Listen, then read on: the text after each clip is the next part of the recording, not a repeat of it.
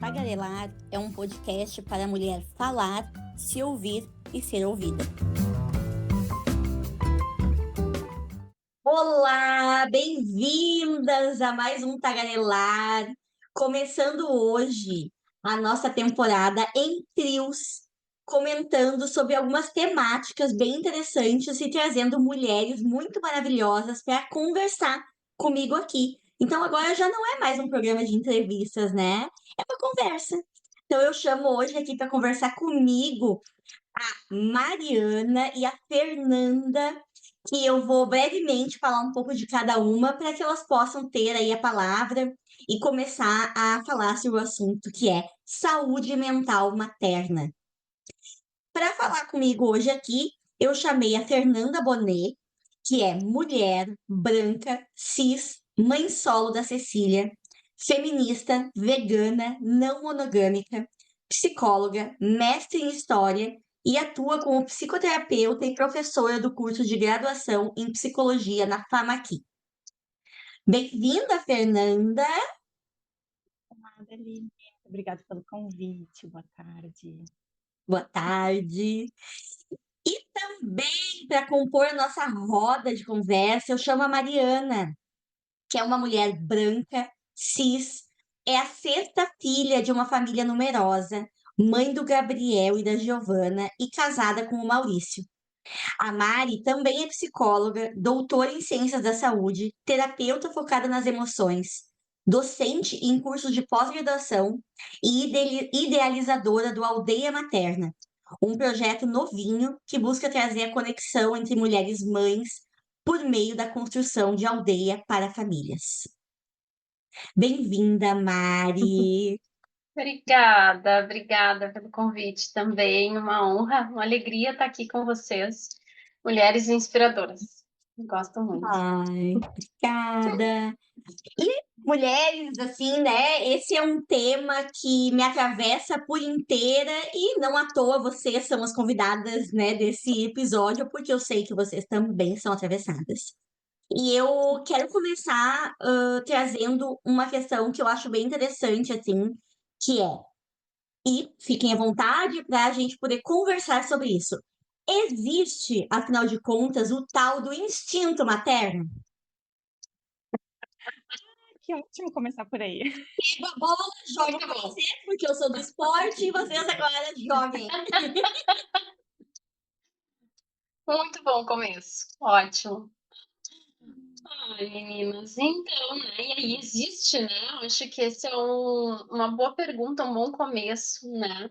E eu acho que o que a gente sabe é que existe um mito todo em cima da maternidade, né?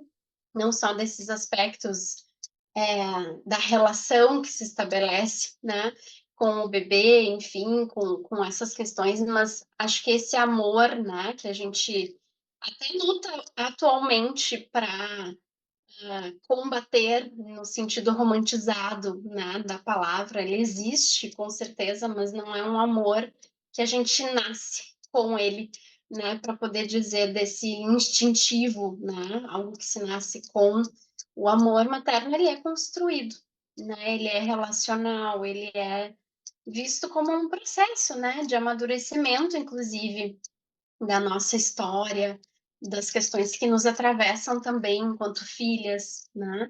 E aí nesse papel de maternidade se constroem também, né?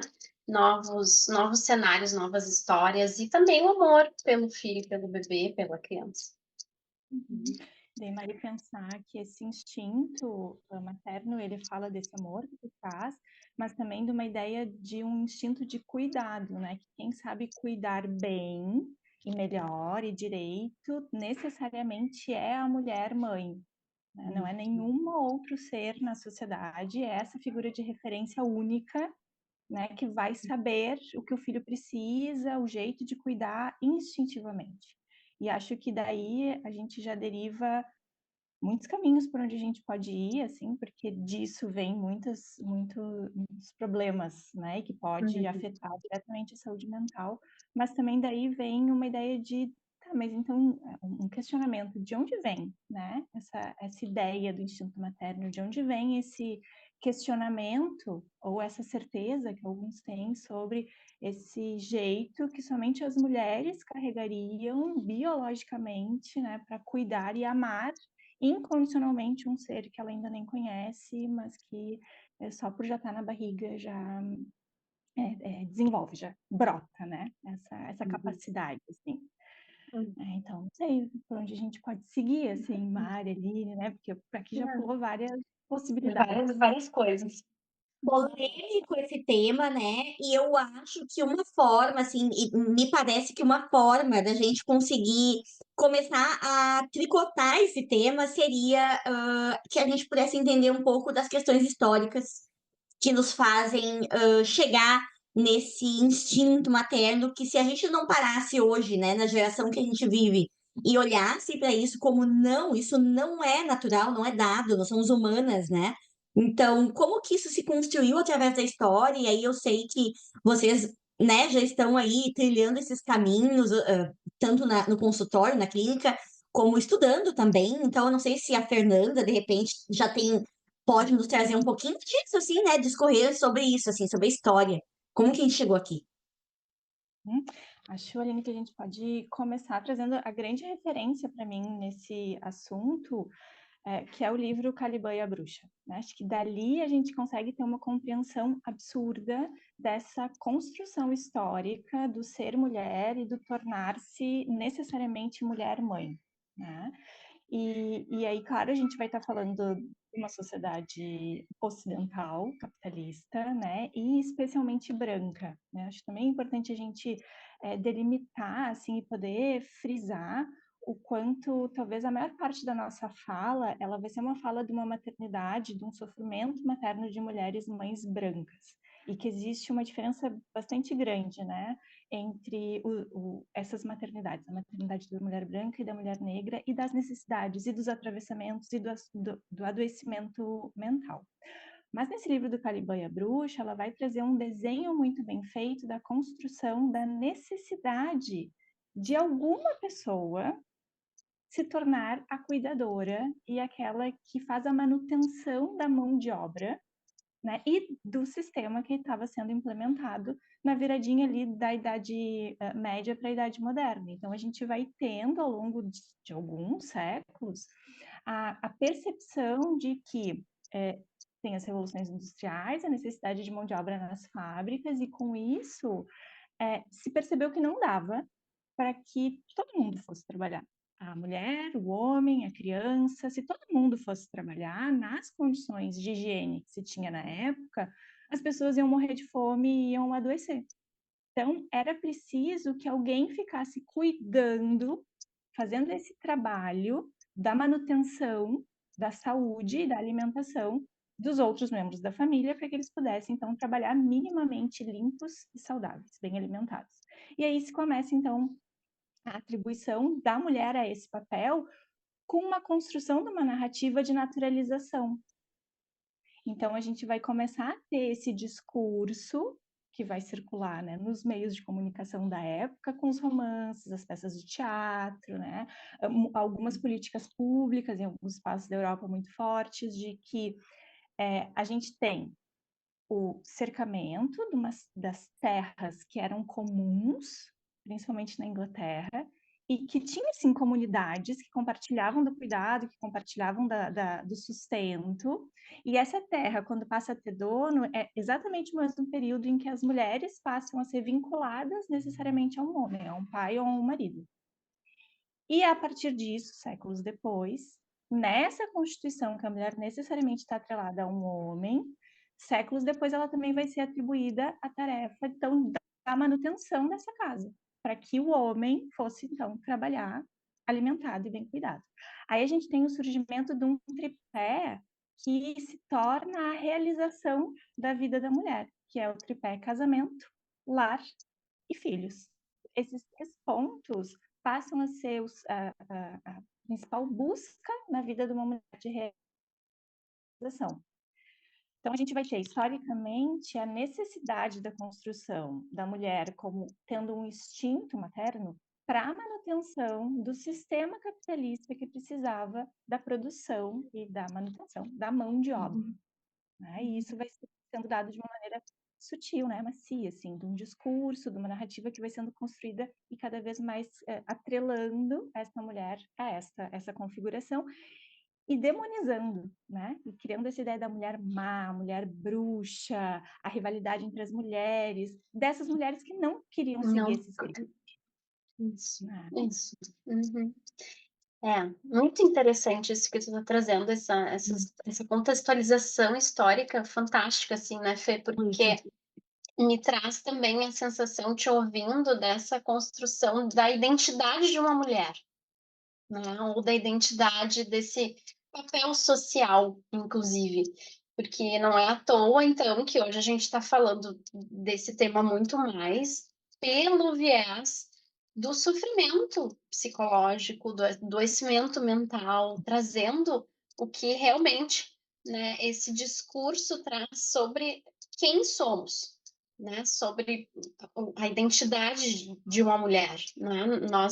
As narrativas que são trazidas culturalmente, historicamente, elas falam, né, sobre quem a gente é. Então, essa coisa do ideal, né, social, fomentado por todos esses atravessamentos, como sendo o que se espera. E o que não é algo que não se espera. E quando a gente não tem essa sensação do pertencimento aceitável, né, dessa sensação de ok, eu posso ser, né, quem eu quiser. Quando a gente não traz isso, né, com uma validação possível, um caminho possível de ser e estar no mundo, a gente sofre.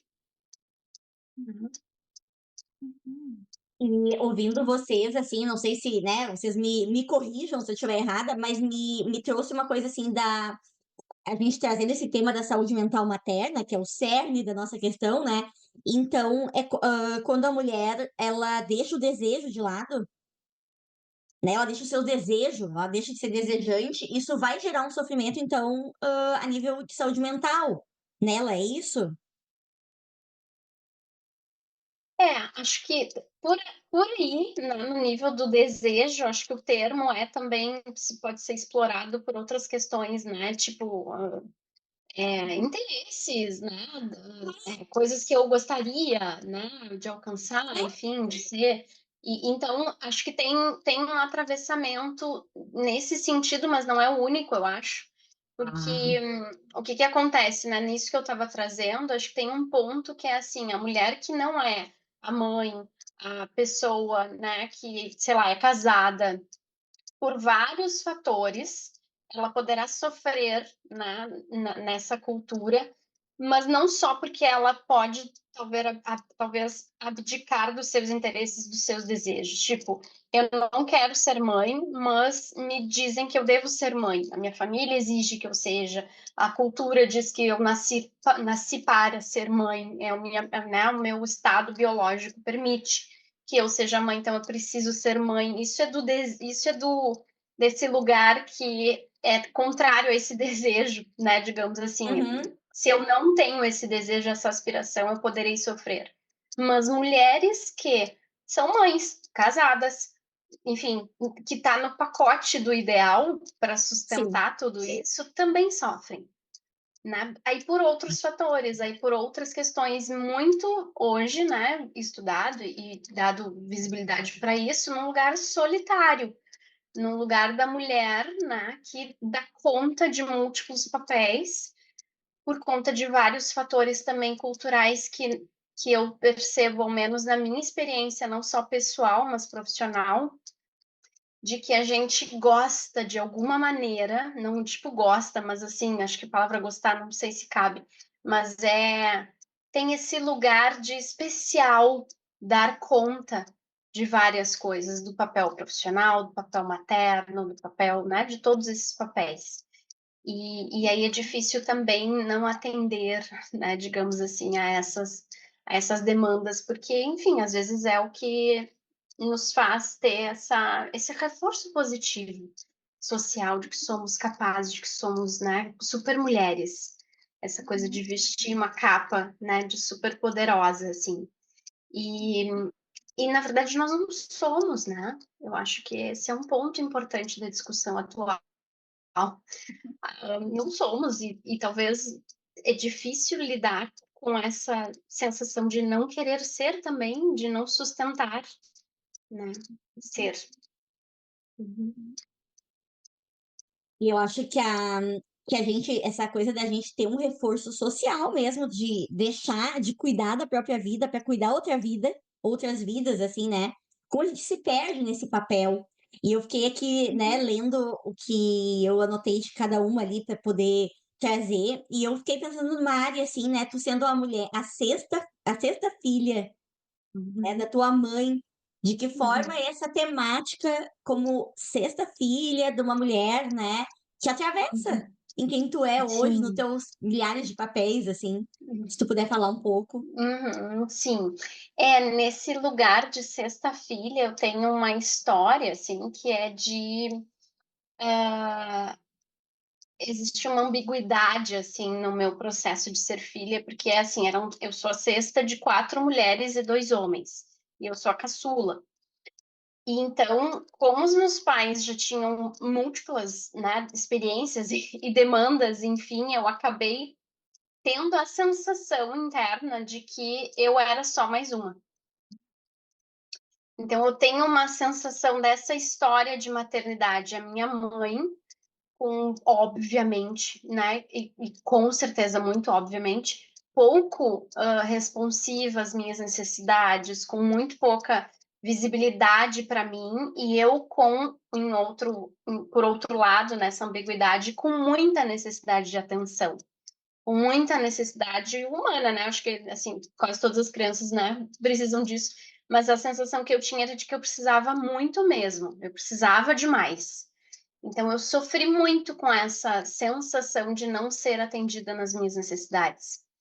E, ao mesmo tempo, vivi uma infância, assim, com a minha sensação, minha percepção de aprender muito com os meus irmãos as coisas. Muito da vida, né, de lidar com questões com os meus irmãos, então, com os pais, de certa forma, mais distantes de mim, assim. E isso me atravessa nessa perspectiva, assim, de enquanto mãe, eu vou ocupar, né, nesse cenário, um lugar, principalmente, em especial, como eu tenho um casal, né, o Gabriel e a Giovana, em especial uma mãe para a Giovana, porque eu percebo muito claramente a minha questão de gênero também, uma mãe diferente da que eu tive. Porque eu jamais queria que, né, a Giovana, isso trago, né, em questões mais conscientes, óbvio, mas, né, no meu fazer diário isso já tem outra configuração, mas de início vinha como uma maternidade muito atenta, com muita transformação, para não repetir uma história da qual eu senti, eu sofri, eu achei que, né, precisasse. Então, trazendo esses pontos se interligam muito, assim, a minha maternidade, para os dois, eu acho, mas em especial para a Giovana, que é a mais nova, de uma forma muito um caminho, assim, possível para mim e que me vejo, assim, cuidando de mim quando eu cuido dela, dessa forma, né? Eu tô refazendo a minha história sendo mãe dela. Hum. E aí, Maria, eu acho que tu traz um termo muito importante, assim, e uma questão que é bastante comum, né, na escuta de mulheres mães. O termo é responsividade, né? A gente conseguir desenvolver responsividade em relação aos nossos filhos, em detrimento do ideal que foi construído socialmente, né? Ou do ideal que nós introjetamos, né? Seja por ter uma mãe que, meu Deus, quero ser igual à minha mãe, o que normalmente não é, e normalmente é, meu Deus, Deus o livre, quero ser muito diferente da minha mãe, que não deixa de ser um ideal também, né? Então, quando a gente se relaciona na experiência materna com os nossos ideais, e não tem como fugir, especialmente desse ideal social, né? Assim, não tem como fugir no sentido de que precisa de muita problematização para a gente desconstruir isso quando a gente está vivendo, né? Na experiência essa maternidade. Mas qual é a saída, né? Da gente chega nesse ponto de estar, eu não quero ser igual à minha mãe, mas eu também. Mas então como, né? E a saída parece ser a responsividade. é conseguir estar com os nossos filhos a partir da experiência de estar com eles, né? De mim e deles, observando as necessidades deles para então corresponder, né? E estabelecer os limites e os aprendizados a partir dessa necessidade e não do meu, aí sim, desejo de fugir desse papel de mãe como a minha mãe, nem o meu desejo de ser a mãe do Instagram que eu aprendi que eu deveria ser. Acho que esse é um ponto que atravessa muito do que a gente vive, também do que a gente escuta em consultório, né? E a Uhum. responsabilidade parece ser a grande chave para que É. talvez a gente consiga achar espaços de saúde, né? Saúde. Nesse É. Sim. crescimento. E parece que a maior tarefa, porque cuidar de um ser é algo gigante, né? Então a maior tarefa parece que é dada justamente para a pessoa, a mulher, que é mais tolhida na sociedade, né? Porque Uhum. é uma tarefa gigante justamente para quem tá aí lutando há muito tempo por espaços, né? E eu queria, assim, aproveitar que eu entrei um pouquinho com a Mari ali, né, dela ser a sexta filha. E eu queria saber de ti, Fernanda, porque o Tagarelada, ele é muito esse espaço também de trazer o humano, né? E eu queria te ouvir, assim, como na tua saúde mental, né, tornar-se mãe, como isso, assim, afetou, enfim, como tu foi afetada, atravessada, né? Nossa, a maternidade na minha vida, ela tem um, um ponto, assim, muito, muito, muito relevante de realmente me definir, principalmente profissionalmente, através desse pessoal, assim, né? Eu costumo dizer que eu me torno mãe antes de me tornar psicóloga. E isso determina muito o jeito que eu estou na psicologia e faço essa psicologia, né? Mas para mim foi uma grande quebra desse ideal, né? Então eu me constituo enquanto uma pessoa muito idealizadora. E e tive uma mãe muito grande, assim, uma mãe que ocupou muito espaço, que tinha muitos discursos sobre mim. E durante muito tempo o discurso era bem capaz: a Fernanda não vai ser mãe, ela vai ser qualquer outra coisa menos mãe. E a maternidade entra muito para mim no, vou mostrar para ela que eu vou ser. E você é muito melhor que ela, né? E aí, quando eu vou, e não vou precisar dela, não vou precisar de ninguém, né? E aí, quando vai na experiência, né? Assim, é muita solidão, é muita fragilidade, dar-se conta dessa fragilidade, da necessidade dessa rede de apoio, da ausência dessa rede de apoio que precisava ser construída e que nesse ideal de autossuficiência não foi construída. Né? E eu me lembro de uma conversa com a Doula, já grávida, ela dizendo: tá, mas quem vai ajudar? Eu disse: não, ninguém. Minha flor, eu nem de pensar em veja bem. Né? Então, esse discurso materno que vem, né, que me constitui e que eu luto contra, de novo, eu tô lá na idealização, né? Não tô vendo as minhas necessidades que de fato eu Muito bom. queria. No momento que eu vivo a experiência assim, de tirar o chão, de me revirar do avesso, de me revisitar por inteiro. O meu puerpério foi extremamente solitário, doído, sofrido, né? E com muita dificuldade de pedir ajuda e de manifestar, né? Alguém, quem, para onde eu corro. Interessante isso, Fê, tu tá falando de uma coisa que tá me pipocando várias, assim, na cabeça, que é, bom, vocês duas, né, são mães de uma só, né? Enfim, a Aline, né, tem a Aurora e a Fê. E acho que tem uma coisa que me chama muito a atenção disso, assim, é que ser mãe de dois é muito interessante, porque são momentos diferentes de vida, né? E, inegavelmente, a experiência do primeiro, ela na minha perspectiva, ao menos, ela foi muito moldada por isso, assim, pelo meu momento de vida naquele momento de vida, assim. O que que eu vivia na época que eu engravidei do Gabriel, né? Eu vivia uma vida num piloto automático de ideal, de correspondências para mim e para as coisas que eu queria fazer, sem muita conexão com a realidade, assim. Então, como a minha mãe teve 6 filhos e ela deu conta, claro, deu conta do jeito que deu, né, da forma como foi, mas a gente não tem grandes problemas por causa das questões traumáticas que a gente viveu, enfim, não foi, né, nada caótico. era só uma criança, só ter um filho. Eu queria ser mãe, sempre quis ser mãe, ter um filho, e é só isso. E eu estava terminando o doutorado, né? Eu estava nos 2 últimos anos do doutorado, eu era professora, eu, né, tinha o consultório, a clínica, enfim, um monte de coisas, e eu queria ser mãe, porque era só mais um filho, era só mais uma tarefa que eu ia desempenhar na vida.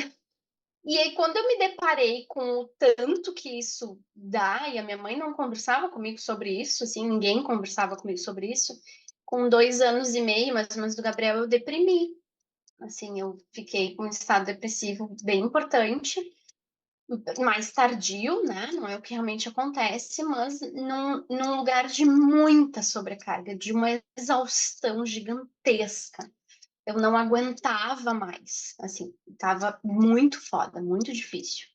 Então, aqueles, né, períodos, assim, dos anos iniciais dele, eu vivi, claro, uma maternidade muito, na minha perspectiva, muito do que eu conseguia, estava sendo possível fazer, é porque eu tinha só ele, né, também, dando conta das demandas dele, eu digo enquanto filho, né, que, na verdade, depois, com o segundo puerpério, a coisa foi completamente diferente, assim, completamente diferente, porque, enfim, eu já estava com a realidade muito bem à mostra, não tinha mais essa ideia, né, essa idealização, eu sabia o que era o sofrimento materno, e eu tinha que me preparar para de novo um sofrimento materno, né? Só que num lugar, inclusive, que isso que a Fernanda trouxe, eu acho que me chamou a atenção e que a Aline também trouxe, né, um pouquinho quando fez a pergunta para a Fê, que é essa esse, essa sensação de uma maternidade de luta, né, de batalha, assim, né? Quem é que veio antes da gente contar, né, essa história de maternidade e quem nós somos, né? Então, o meu primeiro parto não foi um parto protagonista, né? Não foi, inclusive, vivi violência obstétrica e quando eu engravidei da Giovana, eu só tinha certeza de que eu não queria um parto hospitalar. Era a única certeza que eu tinha. Eu não queria estar num hospital.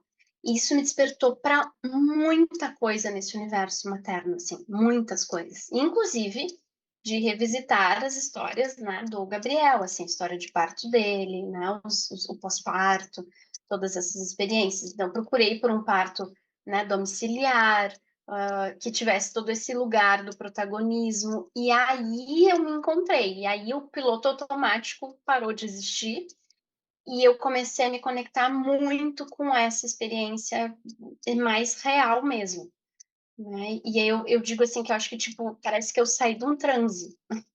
Assim, uma sensação de ter, né? Foi 5 anos depois que o Gabriel nasceu, o Gabriel já tinha 5 quando a Giovana nasceu. Eu fiquei, assim, muito impressionada com o que aconteceu comigo na busca desse protagonismo.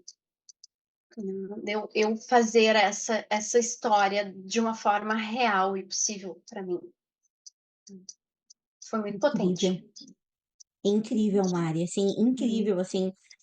E isso já entra em algo que eu tinha anotado para fazer essa linha do tempo, de que vocês, a forma como vocês tornaram-se mães, né? A partir, sim, da experiência como filhas, né? E o lugar que vocês estão agora, né? Eu também quero muito trazer isso, assim, qual é o lugar de vocês agora, como mulher, psicólogas as duas, né? Mãe, ativistas da causa, né? Então, eu queria saber um pouco de agora, o que acontece agora, nesse hoje de vocês? Para mim, Aline, faz muito sentido pensar na questão dos grupos, né, e das redes de apoio, e das comunidades, assim, eu fico com muita vontade de, por exemplo, questionar a Mari o que foi de diferente em termos de apoio de comunidade nessa segunda maternidade, que também tornou, né, essa segunda experiência tão mais real, mas parece que tão mais potente, né, É, assim, é. porque parece que, e aí já falando de onde eu me encontro hoje, assim, apesar de eu estar na clínica individual, escutando ainda, né, a maior parte das pessoas que eu atendo são mulheres mães, agora não tão puérperas, mas algumas ainda assim, mas apesar da escuta ser individual, a demanda que cai, assim, é que a gente possa estar em grupo. A gente precisa voltar para isso que nos foi raptado nessa história lá, né, séculos atrás, das mulheres em grupo, compartilhando esses saberes, né? Da gente desindividualizar essa demanda. Essa demanda não é individual. A demanda do cuidado das mulheres mães, umas com as outras, entre nós, ela é coletiva. A gente precisa estar no coletivo, né? Então, acho que a gente teve a experiência, eu tive a experiência da facilitação dos grupos de puérperas lá 2019, 20, né? E sei que a Mari segue com projetos bem legais, que me parece ser a saída de hoje, assim, para nós, né, na contemporaneidade, é conseguir unir e botar no comum, em grupo, né, na conversa, sair do consultório individual, dessa queixa individual, para encontrar a demanda que é coletiva e também caminhos que sejam mais coletivizados, né? Exato. Ai, Fê, tu chegou num ponto que eu acho que é essencial. Quando a gente se encontra, né, nesse lugar solitário, ele é muito adoecedor, porque é uma demanda gigantesca, realmente, que foi um pouco do que eu vivi realmente, né, no primeiro puerpério, até me dar conta que era isso, né, de uma solidão, de uma sobrecarga, de múltiplas tarefas, que eu estava vivendo porque eu escolhi mesmo fazer todas as coisas que eu estava fazendo, mas muito sozinha, assim, né, contando com a escola, assim, que era a minha rede de apoio, assim, basicamente. É, com a Giovana, eu lembro que isso me marcou muito no meu puerpério, assim. Eu já sabia dessa proposta que eu queria viver realmente, né, de uma forma muito diferente, de pedir mais ajuda, de ter mais apoio. Então, eu vivi um puerpério muito diferente. Ele foi potente, ele foi desorganizador, mas ele foi muito bem acolhido, amparado, assim, pela forma como eu encontrei de lidar com ele, que era isso, assim, eu vivi em rodas de conversas de mulheres. Toda semana eu participava de pelo menos alguma coisa onde mulheres estavam com seus bebês, com suas crianças, e eu lembro muito de quem eu conhecia, assim, que favorecia muito esse espaço, que era uma loja de fraldas ecológicas e produtos, né, de mães empreendedoras, que era a Cris Messa, né, da Ecológica. Eu achava ela, assim, fantástico o trabalho dela de empoderar mulheres, de estar em contato, né, com pessoas e que pudesse ter um espaço para essas mulheres se encontrarem. Então, eu simplesmente botava os dois no carro, ia para lá, para a loja, e ficava uma manhã inteira com ela, né, e ela vê ela atendendo mulheres, e aí sentava outra, chegava uma, chegava outra, as crianças brincavam, e aí depois eu voltava no final da manhã para casa, organizava o almoço, levava para a escola, e coisas do tipo assim que me deram um suporte muito significativo, assim. Eu ia para casa dos meus pais, passava o dia lá com eles e dava umas sonequinhas enquanto eles cuidavam da Gigi. O Biel estava na escola, então eu vivi de forma muito compartilhada e eu me sinto assim, me percebi muito menos adoecida mesmo, né? Fazendo esses movimentos, encontrando, né? Essas redes de apoio. E aí o meu lugar hoje, na verdade, é curioso, tá? Porque a sensação que eu tenho na minha escuta, inclusive, é que as mulheres, como eu disse, né, elas têm essa sobrecarga e têm uma autocobrança muito gigante sobre atender a esse ideal, assim. E aí existe um sofrimento gigantesco, assim, e que impossibilita, às vezes, inclusive, de buscar ajuda externa, porque eu acho lamentável isso, acho que eu posso usar essa palavra, eu lamento quando eu vejo isso, que mulheres ainda nos grupos possam não se sentir apoiadas ou numa espécie de competição, assim, ainda existe isso, sabe? Isso é triste quando existe, porque isso isola ainda mais, né, as mulheres. E eu acho que isso tem de um recorte também, tá? Social, cultural, regional de cidades, né?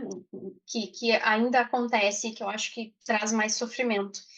Então, essa sensação de solidão ela também existe às vezes nos grupos, infelizmente, né? Mas é isso, se a gente consegue trazer a ideia de que estar junto da forma como se é possível, sem comparações, sem julgamentos, eu faço assado, eu faço cozido, eu vivi isso, eu vivi aquilo, não importa, não importa mesmo, aí a coisa cresce, aí a coisa fica, né, assim, mais acolhedora, né? Acho que potente mesmo, né? Na sua forma de ser, assim, de estar em grupo. Eu acho que a grande questão é essa, né? A gente se sentir pertencente do jeito que a gente é, com as escolhas que a gente fez, da forma como a gente encontra que é possível. E ponto, né? E é mesmo, gurias, assim, eu tenho uma lembrança muito forte que não à toa, né, a gente tá aqui hoje falando dessa temática, porque a gente se conheceu nesse meio, né, a Mari e a Fê, para quem tá nos ouvindo, né, elas conduziam rodas junto com a Marília, né, rodas para mães, para puérperas e gestantes também, né, e eu cheguei ali no momento que eu estava numa depressão pós-parto, vi o que estava acontecendo. E assim, não bastava eu ler, eu saber, eu ali me senti vista, né? Então é isso que eu acho mais legal, que esses trabalhos de vocês precisam florescer, né? Porque essa mulher que está num sofrimento psíquico, ela não se sente vista, não se sente acolhida muitas vezes, né? Vai ali numa médica, como foi meu caso, ela toma um remédio, mas o que é dentro, né? E é no grupo que a gente se enxerga. Foi muito bonito na época, né? Foi uma experiência muito, muito importante para mim, assim. Sou muito grata pelo olhar de vocês, assim, né? E eu quero muito bater na tecla de hoje, para a mulher que está ouvindo aqui, que é mãe, isso não só no puerpério, mas em qualquer fase da sua maternidade, né? Onde buscar ajuda para além da clínica, porque a gente sabe que nem todo mundo hoje pode pagar uma psicoterapia. Uhum, uhum. Então, são, né, ações, iniciativas, né, Aline, não de tanta política pública, né? Porque eu acho que esse é o espaço do qual também a gente fala e ocupa, né? Que é do fruto do nosso trabalho, assim, do trabalho, né? Da iniciativa privada, digamos assim, que é esse desse lugar de favorecer, né, encontros, grupos e locais. Existem também movimentos, né, em cada região assim do país ou capital, cidade, que ainda tem pouca visibilidade para acolher, né, mulheres e mães nesse, enfim, com essa para ter essa experiência.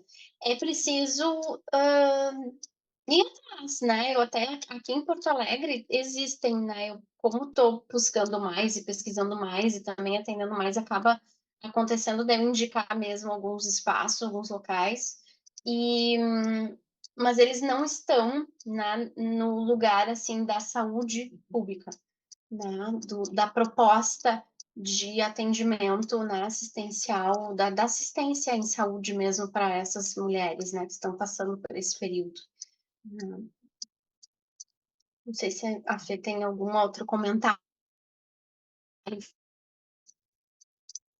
Acho que é sobre isso, né, Mari, que as iniciativas que a gente tem, elas são iniciativas privadas e que, portanto, demandam de um investimento financeiro, né? Mesmo não sendo os espaços de grupo, são os espaços que têm uma troca financeira.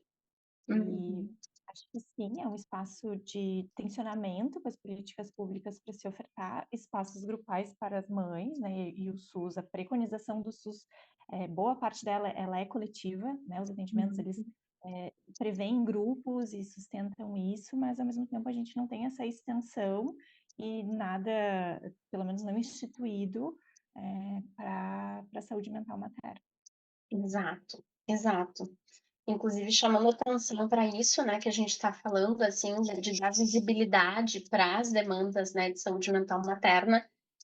Existe uma campanha, enfim, que talvez, com certeza vocês conhecem, mas não sei se quem está nos ouvindo conhece, que é a campanha do Maio Fruta Cor, né, que é uma campanha nacional mobilizada por iniciativa, né, privada, iniciativa de mulheres que trabalham com assistência emocional ou assistência de saúde, né, também de mulheres no seu período, né, gravídico puerperal, que traz essa ideia, né, de dar visibilidade para a questão da saúde mental materna, em especial nas questões de saúde pública, né, de políticas públicas, porque é isso, não é um cenário, como a gente já vinha falando antes, que é do cuidado da mulher, né, da mãe. A gente está nessa conversa, desse diálogo de transição para um cuidado, né, que é de todos, ele é coletivo, ele precisa estar em vários espaços, né, das políticas públicas, das empresas, de todas as instituições, das famílias, né, das escolas, dos colégios, das creches, enfim. Não adianta a gente estar falando de um sofrimento, né, adoecimento mental materno sem falar de que a gente vai precisar de políticas públicas para atender a essas demandas. Então, a campanha tem muito disso, né, de promover ações, atividades em todo o país e em várias regiões também do mundo. Tem outros países que a campanha também abrange, de promover, então, um diálogo com a política pública para assistência, né, às maternidades, às questões maternas. E até hoje. pensar, Não, pode falar, Fê, pode falar. só para pegar o que a Mari falou, de pensar numa perspectiva de prevenção, né? Então, assim, não é só pensar espaços que acolham o adoecimento materno, se a gente está falando que esse adoecimento ele vem de uma estrutura social, a gente precisa pensar em políticas públicas que possam promover a prevenção disso, né? Isso. Em caso de adoecimento, esse adoecimento, mas acho que muitos dos funcionamentos das políticas públicas a gente vai estar falando antes do espaço de acolhimento do adoecimento, é de como se previne esse adoecimento. E o que a gente vê é que esse adoecimento vem dessa estrutura, dessa sobrecarga das mulheres, de espaços em que as mulheres precisam estar de fato como iguais aos homens, né? Então, assim, não tem e com isso gera uma desvantagem, porque assim somos nós que vamos parir, e portanto vamos precisar de espaços fora desse tempo, né? Desse local de trabalho, enfim. Então, tem uma série de discussões estruturais que precisam ser feitas para que a gente possa chegar nessas políticas de prevenção de equidade, né? De o que nós precisamos para que a gente possa, de fato, estar equitativamente no mercado de trabalho, na vida, né? De uma maneira menos doída, menos adoecedora, né? E aí, depois, sim, pensando nesses espaços coletivos de acolhimento, de como isso está se dando, como a gente está vivenciando tudo isso, né? Isso, antes mesmo desse bebê sair da barriga, né? É isso. Claro. A prevenção tá aí, né? Enfim, no planejamento, né? Familiar, enfim, né? E esse trabalho do Maia Furtacor, né, que a Mari trouxe, que acontece no Brasil todo, no mundo, né, me parece ser algo que precisa muito chegar nas estruturas de quem recebe primeiro essa gestante, essa puérpera, que é obstetra, que é pediatra, porque é quem acaba tendo uma figura de autoridade ali, né, e consegue dizer o que essa mulher muitas vezes vai precisar. E que muitas vezes está assistindo, né, a construção dessa identidade, dessa demanda, né? É papel, sim, com certeza, é papel desse profissional. Informar, avaliar, indicar, fazer encaminhamentos no período gestacional ou de pré-concepção. A gente tem indicadores, né, que falam muito sobre isso. Mulheres acompanhadas adequadamente do ponto de vista emocional e psicológico no período, né, de gravidez, de gestação, elas não desenvolvem tanto adoecimento mental no puerpério, por exemplo, se elas tiverem um bom acompanhamento emocional e mental na gestação, ou mesmo no período prévio, né, dessa concepção, assim. Interessante, o que mostra que é um papel de todos, né? De todo mundo que cuida, Todos. né? Porque é a prevenção, assim, não basta só aquela mulher já chegar adoecida no sistema. Exato. E a gente sabe que isso é muito mais custoso, né? Muito mais caro, né? Para política pública mesmo. Então, precisa investir em pré-natal psicológico, né? Precisa, é urgente essa demanda. Interessante isso, gurias. E na clínica, né? É uma questão assim que eu quero muito trazer. Assim, vocês atendem na clínica, atendem a maior parte mulheres, né? E como que, assim, para vocês, assim, vocês conseguem perceber esse adoecimento na clínica hoje? Assim, vocês têm muita demanda de mulheres, mães sobrecarregadas? Sim. Eu vou dizer assim que, na minha experiência, meninas, todas as mulheres que eu atendo, inclusive as não mães, tá? Uhum. Elas sofrem algum nível de sobrecarga, assim, as mulheres mães, claro, em especial, porque está no colo delas muitas responsabilidades e, inclusive, muitas violências, assim, né? Não digo até agressão, né, física, mas assim, uma violência psicológica do tipo essa mulher que escolhe, por exemplo, deixar de trabalhar para viver a maternidade, 2 anos da criança, né? Não consegue encaixar de alguma maneira na sua experiência a maternidade e o trabalho, que é muito comum, e quando, inclusive, querem encaixar, às vezes voltam a trabalhar e são demitidas, que esse índice é bizarro, assim, mas é isso. Ai, chega a dar uma falta de ar falar disso, porque é torturante. A gente acaba ouvindo mulheres, né, que estão aí em relações, então, com homens, num cenário de que elas precisam cuidar de tudo e de todos deste homem, né, com o julgamento de que não estão fazendo nada. Uhum. Isso é muito revoltante. É muito revoltante. Sim, Mari. Acho que também tem um outro cenário muito mais raro, mas também existe, de quando os maridos, esses homens, esses pais, são companheiros e pegam junto, ainda assim tem um julgamento e uma culpabilização dessa mulher que, coitadinha, tá deixando tudo na mão dos homens. Né? Ou que mãe horrível, que saiu para trabalhar e o cara que ficou cuidando da criança, ou ficou na escola. Então, acho que esse sufocamento que tu sente, Mari, fala de uma sensação de não ter saída. Não tem saída. Qualquer Isso cenário mesmo. que a gente construa, nós vamos ser culpabilizadas, Claro né? que sim. E apontadas como negligentes ou egoístas, ou enfim, tudo que a gente for falar Exato. sobre a mulher que não ocupa esse lugar de cuidado. E por isso que as mulheres não mães também vão trazer essa sobrecarga, porque o que nos constitui enquanto mulheres, se a gente pensar em termos de subjetivação, e aí agora eu estou pensando aqui na Vanessa Casanello, né, que no livro que ela traz, chama Saúde Mental e Gênero e Dispositivos de Gênero de Dispositivo, que ela vai dizer como é que a gente se torna mulher na sociedade brasileira, né? É através do dispositivo amoroso e do dispositivo materno. Mas esse dispositivo materno, ele não é só para quando nós nos tornamos mãe, é sobre esse desejo ou não desejo e que qualquer um dos cenários a gente vai sair culpada, né? Se eu não sou mãe é porque eu não quis, ou porque, né, não consegui, ou porque...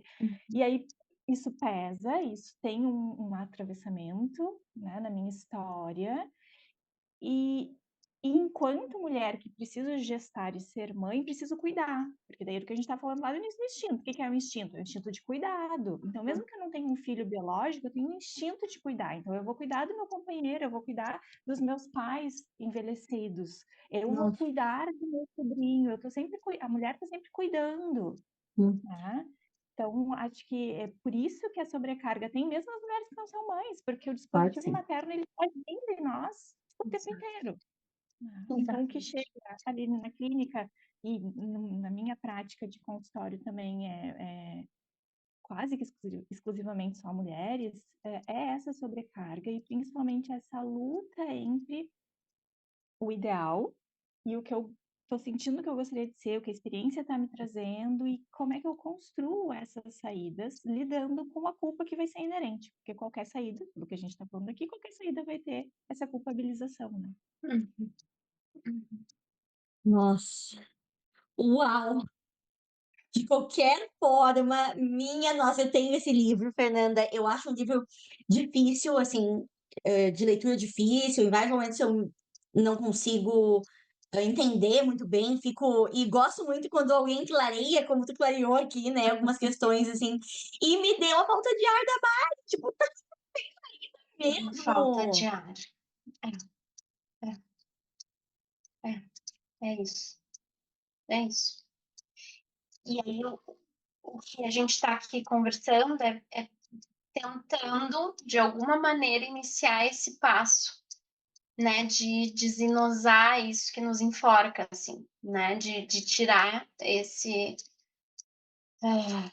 isso que nos aprisiona nesse lugar, né, porque é como se a gente estivesse sempre colocadas nesse lugar. E como é quando eu não quero estar nesse lugar? Né? O que acontece comigo e com os outros que me cercam quando eu não quero estar nesse lugar, né? Quando eu preciso de apoio, sim, quando na verdade, qualquer ser humano no meu lugar precisaria, né? Se fosse o inverso, né? Homens precisando de apoio. E é interessante esses movimentos, por exemplo, em empresas, né? Eu acho isso muito curioso, assim. Na minha dinâmica, por exemplo, com o meu marido, né? A gente divide muito esse papel, porque por condições da nossa informação, eu acho, né? E porque o Maurício vivenciou esse meu processo também, mas, né, autônomo e protagonista também, ele comprou isso junto comigo, né? Viveu isso também, de que a organização era essa, assim, olha, tem dias que a gente vai precisar organizar que tu vai ficar, porque eu vou estar o dia inteiro no consultório. E até hoje isso é assim, isso funciona dessa forma, né? Ah, quem é que vai desmarcar a reunião porque a Giovana ou o Gabriel estão doentes? Quem é que não vai trabalhar hoje? Ou pode ser eu essa semana e tu amanhã, ou tu na semana que vem. E a gente reveza, e aí é uma coisa que ele ouve da empresa ou do lugar onde ele trabalha, que tipo assim, como assim, tu que tá com as crianças hoje? Mas, ué, cadê a Mariana? Isso. Dê Mariana tá apoio trabalhando. às crianças. Mariana tá trabalhando, Mariana tá, né? Na pandemia, eu trabalhei muito e ele que cuidou de todas as coisas da casa, assim, ele que ficou, né, gerenciando todas as questões de dentro de casa. Eu saía para trabalhar e voltava. Né, no atendimento online, que a gente atendeu muito, né? No online, e isso nos deu a possibilidade dele também ficar com isso no colo. Isso aqui é meu agora, né? Eu tenho que dar conta disso. E acho que é esse o desenosar que eu falei antes, que eu acho das mulheres também ficarem, retirar essa capa, sabe? De super mulher que quer dar conta e que também vai precisar entregar essa função do cuidado para os homens. Isso é um movimento nosso também, da mulher. Não é só me sinto sobrecarregada, eu faço tudo sozinha e tal, como um lugar que sofre também com isso, mas que precisa então de um homem, de outras pessoas, em especial do gênero masculino, para também fazer esse papel e jogar no colo deles. E essa é uma das grandes dificuldades da clínica que eu vejo hoje, viu? Não sei como é que é a experiência da Fê, assim, mas desse desafio de entregar, né, o cuidado para quem pode fazer o cuidado, e em especial do próprio homem. Porque é difícil fazer isso por causa desse lugar especial que eu disse, né, do ser desnecessária, do perder, né, essa coisa que é tudo a mamãe que resolve. E também porque os homens, em muitos casos, não assumem esse lugar, né? E aí fica uma coisa do faz com a bunda, né? Desculpa o termo, meninas, mas cuida do jeito que dá e foda-se, Isso. azar, faz com a bunda, cuidado. Esse é o grande nó, né, Maria, assim, porque a função ela tem que ser coletiva para que o empregador não olhe para o seu marido e diga, mas cadê a mãe dessas crianças, né? Então, quando acontece isso, ou quando existe uma hipervalorização do homem, ele está fazendo exatamente o que a gente faz todos os dias, e ninguém nos olha, e para eles vem uma, meu Deus, que pais fantásticos, né? Aí é o apontamento desse dispositivo acontecendo, né? Mas não é lugar dele, é possível, esse é o lugar da mulher, e dessa construção social que a gente precisa fazer, porque quando a gente olha para uma mulher que sim, ela aprende que é o lugar dela, e ela veste essa capa e diz, então eu vou, mas tem a sobrecarga. E aí ela tenta, não, então tá, tô trabalhando em terapia, eu preciso delegar, eu preciso sair desse lugar, de não me fazer tão necessária, de entender internamente que eu posso ter uma outra identidade, uma outra narrativa. Mas Cadê quem pega? Quem que quem pega? pega? E aí cai em algo de confirmar essa desconfiança de que não, ou é tu ou não vai ter ninguém. Né? Ou vai ter o cara que vai fazer, mas que daqui a pouco vai dizer, ah, mas sabe o que que é? Que hoje eu tenho tal coisa, então não dá. Isso. Né? Assim, Isso. Ou tá lá e tá pedindo, cadê a coisa? Tá, mas tu agendou não sei o quê. Tá, mas Isso. olha, tinha que levar para vacinar e eu não levei. E daí, como é que a gente. Cara, é tu, resolve tu. e Eu aí é uma acho que lembrar. Claro que sim, porque lembrar que muito eu, assim, me sinto livre para falar, assim, no sentido, assim, né, não sou psicóloga, então eu posso, como eu digo, sentar o pau nos homens, assim, como quem só escuta mulheres o tempo todo, sejam alunas ou amigas, de que muitas vezes elas estão cuidando do filho grande, inclusive, não só da É criança. um filho mais velho, É o é filho como se mais fosse o filho velho. mais velho. Uhum, Exato, é. então isso é muito complexo e eu fico, muito tocada com mulheres como a Fernanda, que é uma mulher mãe solo, que deve conhecer muitas mulheres assim, como que fazem e fizeram, principalmente na pandemia, que não tinha minimamente assim como dizer assim: "Ah, fica 1 minuto para eu respirar". Uhum, uhum. É muito intenso, sabe, gurias? Eu acho que é um assunto muito, que dá é um século de bate-papo, com certeza, eu tenho certeza disso, assim, né, eu acho que a gente poderia falar muito ainda. Desdobrar ele, né. Mas a gente, claro, Uhum. tem um tempo aqui e eu quero muito, antes de encerrar, poder pedir para vocês, assim, no momento jabá, o que que vocês, assim, estão fazendo e como que quem se identificou com a fala de qualquer uma de vocês pode encontrá-las hoje para atender? Então tá, eu tô, atendendo somente online ainda, a Mari falou na pandemia, né, mas eu sigo só online. E quem quiser me conhecer, entrar em contato, acho que pode ser pelo Instagram, né, @fe.bonet, Bonet. Ali tem um pouquinho da minha história, dá para mandar mensagem. E eu hoje tô atuando, então, com os atendimentos online como professora. Então, por enquanto, essas são as realizações, alguns projetos, mas para daqui a pouco, não agora. Eu vou deixar aqui no Instagram, o do Instagram de vocês depois na descrição do nosso episódio. Episódio, legal.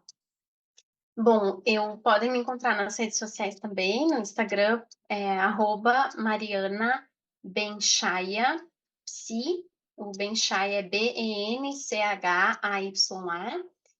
PSI no final.